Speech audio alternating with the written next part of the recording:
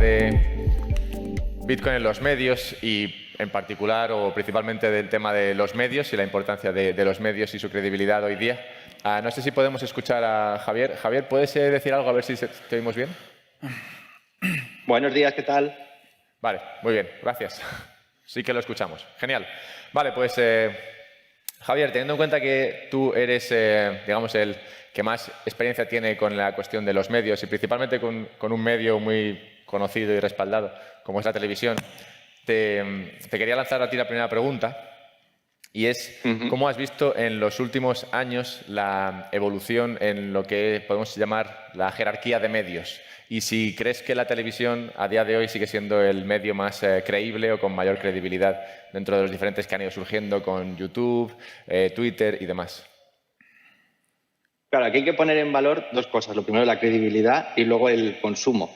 Consumo, yo creo que la televisión pues está perdiendo mucha cuota, sobre todo en medios como has dicho tú, ¿no? Con Twitch, con TikTok, también hay que tenerlo muy en cuenta, que está consumiendo mucho a la gente. Pero la credibilidad yo creo que al final la tienen los grandes medios porque tienen esa base en la que estamos hablando de que ha habido una certificación, hay una verificación de las noticias y tienes un conjunto de redacción que está amparando para que esa información sea verídica, sea correcta. Cosa que cuando tú tienes tu propio canal de Internet, tú puedes contar tu verdad. No sabes si hay otra más, porque no has tenido con quién verificar. Gracias. Voy a preguntar a otros de los miembros del panel, ¿qué opináis cuando buscáis verdad en los medios? ¿Dónde encontráis que esta verdad se encuentra? ¿Marce? Bueno, tengo que decir que para mí pensar que los medios de comunicación tradicionales te están dando verdad y se verifican entre ellos no es un pensamiento con el que puedo estar de acuerdo. Yo hago Nostr Report. Nostr es un protocolo descentralizado donde yo puedo compartir la información tal cual la veo y no me tengo que preocupar si mis ratings o si las personas que quieren hacer anuncios van a hacer anuncios en lo que yo publico porque no está incentivado por el marketing. También trabajo en marketing y hago relaciones públicas y estoy sumamente consciente de lo fácil que es para mí accesar a medios de comunicación tradicionales con poder económico. Entonces, la comunicación en medios tradicionales está muy controlada por lo que las personas que pagan por los anuncios quieren que se vea si está de acuerdo con las políticas de su empresa, lo que se comparte. También a la hora de compartir información en medios de comunicación hay que preocuparse muchísimo en medios tradicionales si esto va a captivar la audiencia que tengo. ¿Por qué? Porque va a molestarle al hombre blanco de 40, 50 años, le va a gustar que se diga esto, vamos a perder vistas, entonces las personas que se comunican, que dan sus anuncios van a poder compartir la información, van a querer seguir pagando por el espacio porque no tenemos suficiente audiencia. Entonces, no siento que se pueda decir que la verdad es verificable dentro de los medios de comunicación tradicionales porque entre ellos se verifican que la verdad es muchísimo más sencillo que yo como ser humano comparta mi realidad y luego Lorena la comparta y podemos ver el mundo entero sin incentivos por detrás, que el dinero cambia muchísimo la manera en que se comparte la información. Lore, tú tienes un canal en YouTube, además en México, que es una audiencia diferente y supongo que es un mundo mediático algo diferente al español. ¿Cuál es tu experiencia? Bueno, coincido con la visión de Marce definitivamente. Sin embargo, me parece que también hay una problemática muy importante, sobre todo en los medios impresos, y es el hecho de que muchas veces tú ves la misma noticia literal copy-paste en diferentes portales, ¿no? Y muchas veces incluso ni siquiera está citada la fuente original de ese artículo. Entonces, muchas veces me he topado con que hay un artículo mal escrito o con una verdad que no es la que, bueno, desde mi perspectiva es la real y está solamente copiado y pegado en diferentes lados. Entonces, es una cuestión importante para la población también esta problemática porque a final de cuentas Si tú quieres verificar una verdad, muchas veces no hay otras fuentes. Por eso para mí también es muy importante justo el hecho de tener estos medios como por ejemplo, bueno, YouTube, que es altamente censurable, o Nostr, de hecho es muchísimo mejor, porque tú tienes entonces una fuente diferente con la cual verificar, validar o completar la información que está siendo exhibido ante ti. Eso es algo muy importante como consumidor de contenido, y también estar consciente de que si estás visitando, si estás checando en medios o con personas que no están sujetas a este juego de incentivos económicos, también tomar en cuenta que existen las verdades, ¿no? O sea, no es solamente que haya una verdad. Es importante el tomar diferentes fuentes para justamente tener una conciencia más crítica de lo que es la realidad. Voy a querer preguntar también a Luis y Javier, pero antes quería volver contigo, Javier, de la Fuente, en este caso, para preguntarte, porque han salido dos temas sobre los que quiero preguntarte, y es el de la línea editorial y el tema de la concentración, porque hay medios o conglomerados de medios, por ejemplo, podemos hablar del caso de Murdoch, ¿no? El imperio que creó en los medios, o podemos hablar de medios, en este caso, que son nacionales. Luego preguntaré a Javier por su experiencia en Venezuela, donde también es interesante lo que ha ocurrido. Pero bueno, quería preguntarte a ti, Javier de la Fuente, ¿cómo ves el tema de la línea editorial por parte de los medios televisivos y qué impacto puede venir dado por el hecho de que muchos de ellos estén, como ha comentado Lore, concentrados y que todos ellos digan el mismo mensaje? La línea de grupos hay que tener en cuenta los que están financiados, que son por capital privado, y los que son por capital público. Si hablamos de capital privado, obviamente la línea editorial la tienes muy marcada, y tú cuando vas a hacer consumo de ellos sabes a lo que te vas a exponer, y porque siempre te sueles alinear al consumo con el que más te identifica. En cambio, por ejemplo, en el caso nuestro de Radio y Televisión Española, que nosotros somos públicos, nosotros tenemos un libro de estilo. Este libro de estilo lo que marca son las pautas a seguir que tiene que tener cada periodista para tratar la información, con lo cual no hay una línea editorial como tal, sino es la imagen del concepto que quieres dar. En cuanto a lo que habéis dicho antes, lo primero de todo es contrastar. Obviamente, cuando tú estás viendo un canal, ya sea de televisión o sea de Twitch, siempre tienes que contrastar toda la información. O sea, nadie de lo que dice es 100% verdad. Y siempre hay que sacar un criterio, un juicio de valor de lo que estamos analizando. Y en cuanto a la concentración, pues es que vivimos en un mundo tan complejo y donde efectivamente el capitalismo está avanzando a pasos agigantados, que ya piensas que estás viendo canales diferentes, pero no. Al final siempre estás dentro del mismo paraguas, que son todos los medios de comunicación. Javier Bastardo, siento que con tu apellido no puedo dirigirme directamente por tu apellido. Sería más gracioso, eso sí. Pero te quería preguntar, porque ha comentado algo Javier de la Fuente muy interesante, y es el tema de, bueno, los medios privados de comunicación tienen su línea editorial que viene dada por los inversores que tengan o el tono que tengan, pero lo público, digamos que viviría ajeno a ello. Tú, con tu experiencia en Venezuela, ¿cuál ha sido la experiencia de un medio público que transmite la información y trata de mostrarse creíble?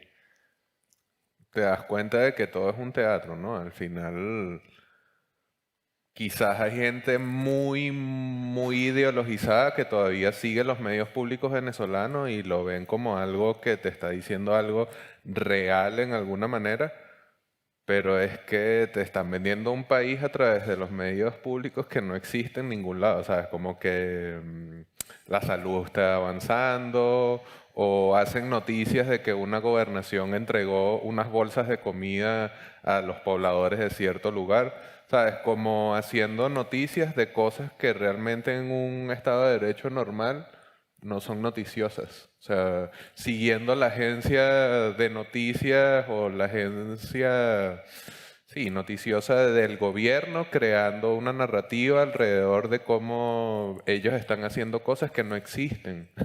Entonces viene un poco esto de la posverdad, ¿no? O sea, hasta qué punto realmente los medios de comunicación hoy sobre todo pensando en escenarios como el venezolano. De repente la televisión pública acá no sea así, no estoy seguro, pero hasta qué punto realmente solo están para ser un altavoz de una narrativa determinada, una agenda política determinada, y en el caso venezolano se ve claramente. Yo el primer artículo que escribí en Forbes este año fue sobre Venezuela, era como mi pieza debut, y al final canales de, digamos, no directamente del circuito de medios públicos, sino de las cuentas de Twitter que están al servicio del régimen en Venezuela, pusieron fotos mías como que yo soy un desestabilizador de la economía venezolana, que estoy atentando contra el gobierno, por simplemente haber publicado un artículo que dice lo que estaba pasando. O sea, suspendieron la minería, están buscando a gente a ver si están relacionadas con la corrupción y ya, no es que yo hice juicios de valor, no me puse a opinar, no dije que es un régimen, no puse nada de lo que yo diría normalmente porque claro, uno respeta el manual de estilo que mencionaba, en Forbes también hay un manual de estilo. Pero por eso, por reportar eso, entonces yo en el circuito de medios públicos de Venezuela quedé como que era un terrorista. Y yo realmente no me siento muy terrorista, que tú digas, simplemente estaba reportando la verdad. Entonces, en este escenario, reportar la verdad es un acto de rebeldía a tal punto en el que se utiliza esa misma maquinaria que te vende la narrativa falsa del país feliz para criminalizar a los comunicadores. Luis y Javier, igual también quieres decir aquí algo. Quiero irme un poco al caso de El Salvador. Creo que hay que gestionar algo ahí de Zoom, pero bueno, quiero ir a la cuestión de El Salvador y centrar el tiro un poco también en lo que importa Twitter hoy día, porque hemos visto figuras como Nayib Bukele usar Twitter como altavoz de sus ideas y que de otra manera yo creo que sin algo como Twitter muy probablemente habría sido difícil conocer la labor que esté haciendo Nayib allí. Pero también otro caso, por irnos un poco en otra dirección, también Trump cuando ganó las elecciones hace ya casi 8 años, también se vio beneficiado por una campaña que hizo en Twitter y que le permitió pues, conseguir esa posición de poder que eventualmente le permitió ganar las elecciones. Entonces, en tu opinión, ¿qué papel plantea Twitter a día de hoy como modelador de la verdad? Bueno, hay toda una reflexión muy interesante en cuanto a la verdad. Para mí, la verdad, puedas percibirla o no, siempre es una sola, porque se manifiesta en la realidad. Eso es la verdad. Lo que ocurre con los medios de comunicación es que hay como que con esta descentralización de la tecnología y todo esto, hay como surgen los relatos y distintas narrativas. Entonces, como decía Lorena, tú para quizás alcanzar esa verdad objetiva, lo que haces es sumar esos relatos o contrastarlos para tratar de llegar a ese tipo de verdad. En El Salvador, no sé muy bien cuál es tu pregunta, pero o sea, ya vienen muchos políticos desde hace muchos años. Creo que Hugo Chávez fue pionero de Twitter, o sea, impuso ese estilo de dar los anuncios oficiales y de gobernar en años tan tempranos como 2007, 2008, 2009, y era algo totalmente polémico y creo que con los años varios políticos se han apegado a ese estilo. Ahorita X tiene esta verificación para políticos y se está convirtiendo como en una plataforma oficial. Y tiene sus ventajas porque puede ser mucho más interactiva, o sea, las personas que tú puedes escuchar a la audiencia te puede responder y tú puedes tener una medición más certera de lo que la audiencia opina de la información que tú estás proveyendo, cosa que no pasa con la televisión o con los medios impresos, que bueno, ahorita quizás en internet sí, en estas páginas web, pero antes con estos medios analógicos tú no tenías manera de comunicarle a la televisión que tú no estabas de acuerdo con cierta información. Entonces, eso permite mucha más flexibilidad y que los medios puedan adaptarse a los requerimientos del público. Hay una realidad también de que los medios de comunicación no siempre, o sea, su línea editorial no siempre depende de los financistas, porque los financistas también de alguna forma se deben al mercado y el mercado es la audiencia, y si la audiencia no responde positivamente, un capitalista va a pensar como que, bueno, estoy llevando mal mi negocio y no me conviene, pues este tipo de financistas de los medios de comunicación piensan más como capitalistas que como periodistas o como comunicadores altruistas, ¿no? Entonces, la fuerza del mercado obliga a torcerle el brazo a los medios de comunicación y algunos se están extinguiendo porque no han logrado adaptarse no solamente a las nuevas tecnologías, sino a los nuevos requerimientos de la audiencia. Para concluir y volviendo quizás un poco a la pregunta, o sea, a la primera pregunta, la verdad es una sola siempre. No creo que yo por saber que la verdad es una sola la conozca. Pero la manera de consumir ahorita información es que todos como que agarramos relatos o narrativas y consumimos los medios que nos ofrecen la narrativa que nos hace sentir más cómodos, y eso por supuesto tiene muchas desventajas porque te hace ser sesgado o que tú no consumas información que contradice tus propias opiniones y tus propias ideas, y eso tiende a hacer que tú de repente te fanatices por una opinión o incluso por una tendencia política, y bueno, ahí deriva a otras cosas ya, digamos, como extremismos, ¿no? Entonces, sin embargo, me parece positivo pues que cada quien pueda decidir lo que lee y lo que consume, porque ahorita quizás la gente no es muy afín a una verdad única y inclinarse por esa verdad, por el sentido ético de que es correcto reconocer algo como verdad, sino más bien usan la información como algo práctico. O sea, si una información te sirve para ti, para tu vida, y la puedes implementar y estás en armonía con tus opiniones y tú la vas a respetar como que si fuera una verdad y la vas a implementar. Entonces, en esa dinámica social... Lo cual podría implicar que cada uno al final tiene una verdad, ¿no? En el sentido de que si hay una verdad que a mí me sirve, para mí es la verdad. Si para otra persona no le sirve, pues igual no sería verdad. Creo que esto va un poco en línea con lo que comentabais Marce y Lore. No sé si quieres replicar a... Sí, yo creo también que vamos a volver aquí, todos como bitcoiners entendemos que con libertad hay responsabilidad. Entonces, al tener la libertad de poder comunicarme sin censura, para mí es muy importante ser lo suficientemente consciente de que el mensaje que estoy transmitiendo obtiene distintos puntos de vista. Yo no quiero comunicar algo que sea solo lo que yo pienso, porque sí, todos tenemos distintas verdades. La verdad no es absoluta. La realidad no es absoluta. Yo tengo una realidad muy distinta a la que ustedes 5 tienen. O sea, todos tenemos realidades distintas y verdades distintas. Eso para mí es sumamente claro. No quiere decir que ustedes estén equivocados o que yo esté equivocada, pero al yo tener la libertad de poder comunicar lo que me dé la gana, tengo la responsabilidad de educarme antes de comunicar, entender que lo que yo digo llega a una audiencia grande y puedo estar tocando muchísimas personas, y que lo que yo estoy diciendo contiene puntos de vista distintos para que las personas puedan crear su propio criterio. Para mí, el hecho de que yo pueda comunicarme libremente es sumamente pesado, entender que lo que yo digo tiene un impacto, y al decir tengo un impacto, quiero que ese impacto sea lo más objetivo posible. Javier de la Fuente, hay una cosa que estaba pensando cuando hablábamos de los diferentes medios que compiten y lo que es la globalización hoy día, que implica que pasan tantas cosas que realmente comprendo que de alguna manera la televisión se nutre de lo que sale en Twitter y luego Twitter se puede nutrir de lo que sale en la televisión. Entonces me pregunto cómo compite o cómo trata de competir la televisión en este caso con estos otros medios como YouTube, Twitter y demás, para tratar de mantenerse como la fuente de última verdad o de credibilidad al menos. Pues si pierde esa fuente de credibilidad, perdería la audiencia y eso tendría un impacto. No tanto impacto como en una empresa privada, pongamos, pero sí que tendría un impacto el perder ese altavoz de credibilidad. ¿Cómo compite la televisión? Uy, espera, no sé. Competir. Ahora sí. Genial. ¿No me oís? Sí. Ahí sí. Realmente competir no tiene forma de competir. O sea, la televisión es un formato que estuvo muy bien en su época, ha ido evolucionando, no ha sabido adaptarse a las nuevas formas de comunicar y las nuevas narrativas y tiene la guerra perdida.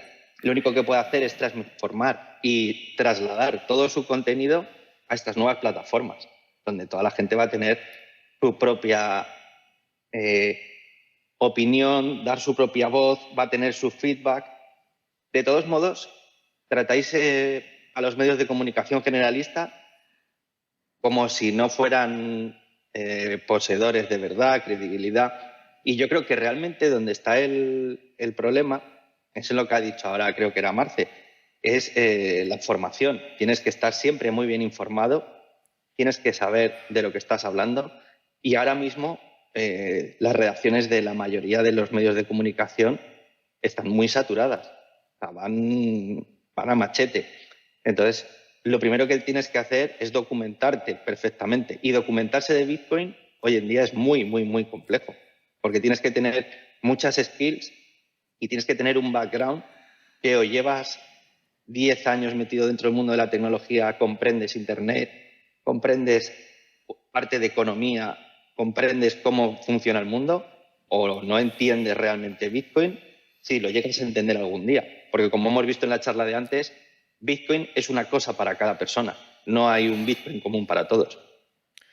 Lo cual me avanza un poco en lo que quiero que sea el objetivo último de esta charla, que es hablar de si existe desinformación sobre la idea de Bitcoin, lo cual es un tema complejo porque, claro, como avanzabais tanto Marce como ahora Javier de la Fuente, claro, si cada uno tiene su verdad y hay diferentes fuentes de credibilidad, ¿cómo se puede decir que existe desinformación voluntaria, digamos, desinformación a propósito sobre un aspecto en concreto? Javier. Sabes que, o sea, inclusive volviendo a lo que preguntabas antes con respecto a El Salvador, y es el ejemplo más claro, si tú ves la media tradicional, se enfocan exclusivamente en los derechos humanos de los pandilleros, como que hay violaciones de derechos humanos y qué bolas tiene Bukele, qué malo, cómo va a tomar estas decisiones, pero si tú hablas con la gente, o sea, el hecho que está sucediendo, están encarcelando criminales, ese es el hecho irrefutable. La verdad que está ahí en la realidad es esa. Luego viene la interpretación que tú le das desde dónde te pares. Yo soy defensor de derechos humanos, entonces para mí es importante que el proceso se lleve de esta manera y vendo un mensaje o creo un mensaje, no vamos a decir vender, creo un mensaje a través del que lo más importante del hecho de encarcelar criminales es que se están violando los derechos humanos. Pero si yo me interesara en la comunicación popular, vamos a decir, voy y hablo con las personas de esos lugares que ahora no tienen criminalidad y la respuesta va a ser que se queden en la cárcel para siempre y no me importa cómo los metieron allí. Y entonces, con lo que preguntabas de Bukele, te das cuenta cómo lleva la comunicación Bukele sobre esto y habla con la voz del salvadoreño normal. ¿Quién de esas tres, o sea, cuál de esas tres versiones es la más verdadera y la más real? La que se atañe de mejor manera al hecho irrefutable de que están metiendo criminales a la cárcel. Con Bitcoin es lo mismo. Bitcoin funciona de una manera, el protocolo solo funciona de una manera. No puedes meter transacciones que no cumplan con eso. Ah, no, pero yo soy medioambientalista y digo, los mineros consumen más energía que España o consumen el triple de energía que la ciudad más poblada de Estados Unidos. Pero esa es la única verdad que tú puedes desprender del funcionamiento fáctico, del hecho de que Bitcoin funciona como funciona. No, simplemente que hay un mensaje que ha sido más divulgado a través de los medios tradicionales y que los que estamos en Twitter, los que estamos tratando de hacer que los medios más tradicionales ahora hablen de estos temas, estamos tratando de hacerlo desde algo que acaba de mencionar Javier, desde el conocimiento de los hechos o desde el conocimiento de la tecnología. La verdad de lo que sucede en El Salvador es irrefutable, es lo que está sucediendo y desde cada una de las ópticas se puede informar, pero siempre vas a volver al hecho de que se están encarcelando criminales. Con Bitcoin es lo mismo, tú puedes hacer énfasis siempre en que estamos quemando los océanos, en que se va a morir gente porque se está minando mucho Bitcoin y eso está aumentando la temperatura general del globo y tal. O puedes hacer lo que acabamos de hacer en el panel anterior de exponer 3 personas hablando de su experiencia de vida utilizando esta tecnología. ¿Es más real la experiencia de vida? ¿Es más real el único reporte sobre el medio ambiente y no sé qué? No, el hecho real es que Bitcoin existe, funciona de una manera determinada con unas reglas. Si tú no conoces eso, pues probablemente te vas a sentar desde una posición desinformada a crear y a divulgar un mensaje desinformado, y entonces caemos en el ciclo perenne de yo no sé, pero reporto sobre lo que no sé, y entonces mi sesgo de no saber te lo comunico, ahora tú tampoco sabes, pero vas a repetir lo que yo te estoy diciendo y nos embrutecemos todos. Voy a ¿sabes? cortar ese ciclo ahí. Javier de la Fuente, ¿querías comentar algo? Sí. Es muy interesante lo que acaba de comentar sobre que Bitcoin era malísimo para el medio ambiente, consumía un montón de energía, y yo siempre transmitía la información y lo ponía en contrapartida con cuánto me cuesta mantener el sistema financiero actual. Es decir, vale que yo tengo que tener muchos mineros para validar transacciones, pero yo también tengo que tener muchos ordenadores para tener el sistema fiat que cada empresa y cada banco privado tienen. Y es más, aparte de todo esto, hay que tener en cuenta que BlackRock entró muy fuerte con mineros de Bitcoin, y desde entonces, ahora ya los mineros de Bitcoin ya se nutren con energía solar, con energías renovables, que es lo que hablábamos justo un poquito al principio de la charla, ¿no? Que hay luego influencias privadas, capitales, que sí que pueden ciertas líneas editoriales manipularlas. Me encanta cuando el invitado sorpresa se muestra Bitcoiner secreto. Siempre es un agradable desarrollo de acontecimientos. Lore, has comentado algo acerca de cómo la verdad al final asoma. Creo que has sido tú, has sido Marciano, no creo. Entre las dos. Cómo la verdad al final asoma, ¿no? Pasa el tiempo, hay muchas verdades, pero hay una que, digamos, se erige como, digamos, la verdad más útil cuando, con el paso del tiempo, es lo que más útil ha sido para todos. Entonces, te quería preguntar, relacionando esto con Bitcoin, ¿cómo sería o cómo se podría solucionar la supuesta desinformación, o cómo se podrían eliminar esas narrativas menos útiles sobre Bitcoin, y si sería justo por ahí, por el paso del tiempo? Creo que como consumidores también existe una responsabilidad, ¿no? Y es el hecho de también saber discernir entre lo que es ruido puro o sensacionalismo, porque justo también quería agregar esto a toda esta cuestión que preguntabas de la competencia de medios, ¿no? Quien llama más la atención, quien vende más, es el que es más relevante. Entonces, casi siempre se cae también en este juego de Bitcoin, ¿no? Está matando delfines, ¿no? Y justamente por el simple hecho del título llama la atención. Y hay gente que presta atención a esto, y hay lectores que les gusta ese tipo de lecturas, ¿no? Yo creo que es importante también el saber informarte, el saber distinguir entre lo que realmente solo está buscando hacer ruido o llamar la atención, y ir un paso más allá, ¿no? No solamente quedarte con la nota, con la noticia, sino también realizar una pequeña investigación que no te toma más de 5 minutos, en validar si realmente lo que se está diciendo ahí es real o no. Porque eso también es muy importante como consumidor, ¿no? O sea, no replicar solamente por replicar, porque no sé ustedes, pero o sea, a mí mi familia me ha mandado 1000 veces noticias por WhatsApp, ¿no? Así el gobierno, si copias y pegas esta información, el gobierno ya no va a pedirte pasaporte, ¿no? Cosas como muy absurdas que yo pienso, ¿cómo es posible que familia tan cercana a mí no sea capaz de agarrar y en 5 minutos en Google, a ver, ¿qué está pasando aquí? ¿No? O sea, simplemente es copiar, pegar, copiar, Pero son pegar. 5 minutos que al final, bueno, sobre toda la información que se consume a día de hoy, 5 minutos y 5 minutos de verificar, es verdad que puede costar. Y enganchando con lo que comentaba Javier de la Fuente antes, las narrativas van cambiando con el tiempo en función de los intereses que se estén imponiendo en cada momento. Hace un año hablábamos de cómo la energía estaba carísima y el invierno en Europa iba a ser mortal. Luego no hizo tanto frío ese invierno y entonces la cosa estuvo bastante bien, y esto dejó de ser un tema. Con el tema del consumo de energía con Bitcoin, cuando esto era un problema, pues empezó a hablarse más de ello. Cuando dejó de serlo, se habló menos de ello. Entonces, quiero, antes de abrir a preguntas del público, simplemente brevemente preguntar a Luis y a Javier de la Fuente sobre su opinión acerca de, claro, cómo impacta en la sociedad el hecho de que estas narrativas vayan un poco por su cuenta, siguiendo los incentivos que sigan, y bueno, ¿qué impacto tiene en la sociedad el hecho de que estas narrativas se impongan y que sean difíciles de desmentir? Mira, a veces es más difícil desmentirlas que, o sea, es muy fácil que se esparza esa mentira porque tiene como esa viralidad de que la gente quiere leer algo que le parezca, que le genere una sensación quizás de indignación o de sentir, mira, te lo dije, yo sabía que Bitcoin iba a ser una estafa y El Salvador se fue a la quiebra y entonces a la gente le gusta ese entretenimiento, ¿no? Pero creo que la respuesta es educación, ¿no? Y contraargumentación. O sea, si tú, por ejemplo, ves a alguien que está convencido de que Bitcoin consume mucha energía, bueno, puede ser que consuma tanta energía como un país. Pero ¿cómo la consume? ¿Cómo la produce? Ahí es donde están las diferencias y los matices, ¿no?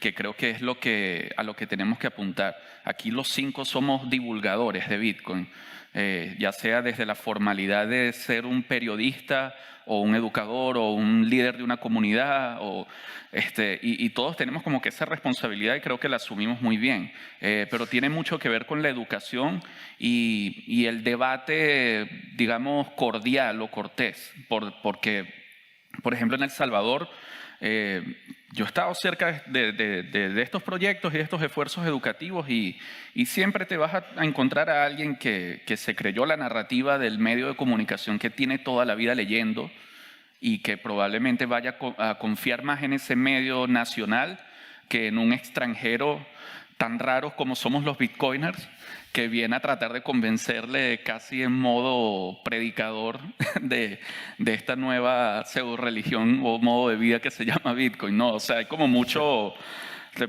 Alguien pudiera sentirse como que me estás tratando de vender algo, me estás tratando de convencer de tus ideas, pero creo que cuando vas a los hechos y tratas de explicar, mira, entiendo que quizás te pueda dar miedo perder tus Bitcoin porque la autocustodia puede ser difícil y hay gente que ha tenido malas experiencias con uno que otro servicio, pero cuando explicas las razones y explicas cómo darle la vuelta a todo eso, la gente va cambiando poco a poco la mentalidad.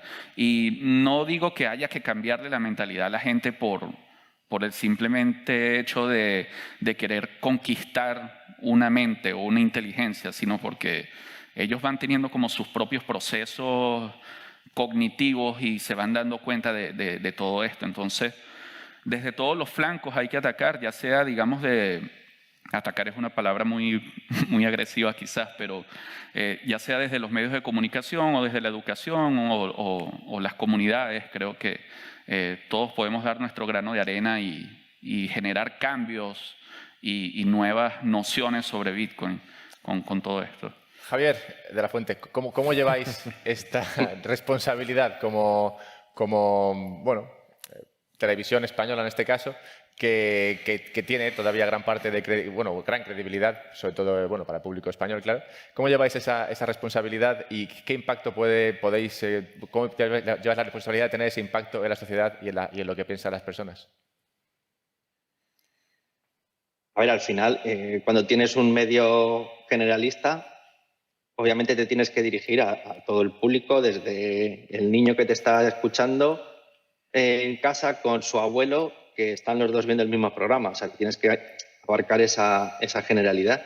Nosotros, por ejemplo, en Bitcoin, desde mi punto de vista, con mi programa, yo de forma trimestral hago una valoración de Bitcoin. Le dedico un mes Bitcoin y hacemos una toma de contacto, ¿no? Acercamos al público lo que son pues wallets frías, nodos, transacciones, Ucho, hablamos pues de cómo son las multisig. Tratamos de que la gente tenga al final su propio juicio de valor y entienda la tecnología. Nadie se planteaba hace 25 años que un email iba a suplir o iba a sustituir las cartas. O sea, antes siempre decían, no, es que ¿quién va a mandar un email? Y ahora te planteas, ¿quién manda una carta? Usas solamente el burofax para cosas legales. Yo creo que dentro de 20 años, o incluso menos, según la tecnología, porque ahora avanza muy rápido, vamos a tener Bitcoin o blockchain, porque yo más que Bitcoin hablaría de blockchain. Bueno. Blockchain va a estar en todo. No pasa. El proceso de educación lleva tiempo. Muchas gracias. Claro. Muchas gracias, Javier. Vamos a abrir alguna pregunta del público. Vamos a una pausa. Aprovechando que... ¿Tenéis alguna pregunta? ¿No? Hagan sus preguntas, por favor. Sí, hay una pregunta allí al fondo. Hola. ¿Hola? ¿Se me oye? Ah, vale. Bueno, va dirigida a Javier de la Fuente. También te doy las gracias por intentar divulgar desde una institución pública todo este mundo y efectivamente que el objetivo final es que cada uno tenga su juicio de valor. Mi pregunta es verdad que en los medios generalistas, incluyo a Radio Televisión Española, solo se habla de Bitcoin cuando llegamos a máximos históricos o cuando baja y Bitcoin ha muerto, ¿no? Estamos hartos de leer titulares de Bitcoin ha muerto. Mi pregunta es, yo por ejemplo en casa tengo Bloomberg TV, hablan de Bitcoin casi a diario, tienen el tag o todo esto, las valoraciones en vivo, no hablan de esta cosa rara, este es el futuro, no, lo hablan con toda la calma y traen invitados de grandes fondos, etcétera. ¿Cuándo veremos algo parecido en televisión española? ¿Se puede? ¿Sabes si se ha planteado ni siquiera? Porque es que ahí está la clave de todo. Si empezamos a normalizarlo y decir, oye, pues mira, esta semana Bitcoin ha bajado un 5%. Bueno, ok, pero que no lo tratemos como esta cosa rara que viene y no sabemos qué es. Pues mira, por ejemplo, nosotros en Radio Nacional, que es donde estoy yo, por ejemplo, tratamos Bitcoin como un valor más. O sea, cuando ha tenido un movimiento relevante se le trata. O sea, y se le trata igual que si sube Nasdaq, baja el oro o Wall Street se ha hundido por el número de parados que ha tenido el viernes. O sea, nosotros en esa parte lo tratamos igual. Sí que es cierto que, desde mi punto de vista, a lo mejor no le damos el valor que todavía querríamos tener. Pero como nadie sabe cómo va a ser el futuro de Bitcoin, pues nosotros solamente lo tratamos como un valor más. Da igual que si fuera oro o si fuera el Nasdaq. Gracias. ¿Alguna pregunta más? ¿Sería la última? Sí, aquí adelante.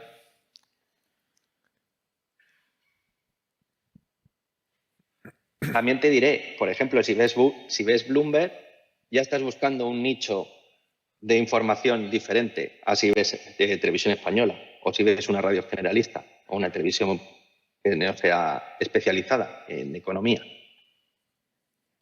Hola, ¿me escucháis? Sí. Bueno, gracias a todos. Yo, mi reflexión y que quiero compartir con vosotros es, sobre todo a nivel de comunicación, al final es quién controla el relato, ¿no? Entiendo, es decir, si queremos que Bitcoin sea comúnmente aceptado y conocido, es porque tenemos que de alguna forma ser capaces de dar un relato que la gente lo entienda. Y comentabas antes, es que la educación. Vale. Si la mayor parte de la educación viene subvencionada por fondos estatales, el restante por fondos privados que también controlan la comunicación, ¿cómo podemos de alguna forma modificar ese relato sin tener en cuenta la parte de subvención de Estado y los fondos de inversión para que la gente vea que de verdad es algo que puede cambiar a la sociedad? Quiero contestar eso. Yo creo que es súper importante, Lore lo dijo, como consumidores también tenemos una responsabilidad. Entonces, si yo como consumidora me quedo viendo la misma televisión que veían mis abuelos y mi mamá y no salgo de ahí, pues es que no voy a consumir nada más y no voy a saber nada más que lo que ellos me están diciendo. Tengo que enterarme, como la televisión no ha logrado evolucionar, como consumidor yo también debo evolucionar y para evolucionar tengo que buscar otras fuentes de información. No, sí, la responsabilidad nuestra de comunicar es muy importante, pero como consumidor también es nuestra responsabilidad ir a otros lados, porque a la hora de que yo comparto algo, busco, hago preguntas, busco expertos de distintas posiciones y como consumidora, pues tengo el privilegio de poder buscar información. Si todo está en tu mano, entonces en tu teléfono encontrás todo. Si no quieres hacerlo, pues es problema tuyo. Javier, ¿querías añadir algo? Sí, por ejemplo, yo apoyo también su versión. Yo le dedico al día 3 horas a documentarme sobre nuevas tecnologías, Bitcoin y ver qué es lo que está pasando en el panorama económico. Entonces, esas 3 horas no las estoy dedicando a irme al bar. Entonces, siempre es muy importante lo que hemos hablado antes, educación y tiempo. Tienes que dedicarle pasión y tienes que escuchar otras voces. Yo me busco vídeos de TikTok, busco fuentes de papers, voy buscando alternativas porque no tienes en medios generalistas nada, porque esa propia gente de los medios generalistas no llega a tener este nivel de profundidad ni de dedicación, porque no le dejan. Y ya te tiene que salir de ti, ya tienes que ser o un bitcoiner, o tienes que ser un apasionado, o te tiene que ser, como decían antes, un criptoanarquista, ¿no? Que decía ahí, exacto, de España, que tenía esa visión, que era gente que tenía la Bitcoin. Muchas gracias. Muchas gracias. Un aplauso para José Javier de la Fuente principalmente por estar aquí, que el año que viene estará de vuelta como Maxi aquí entre nosotros. Tiene toda la pinta. Muchas gracias, Javier. De nada. Gracias a vosotros. Gracias.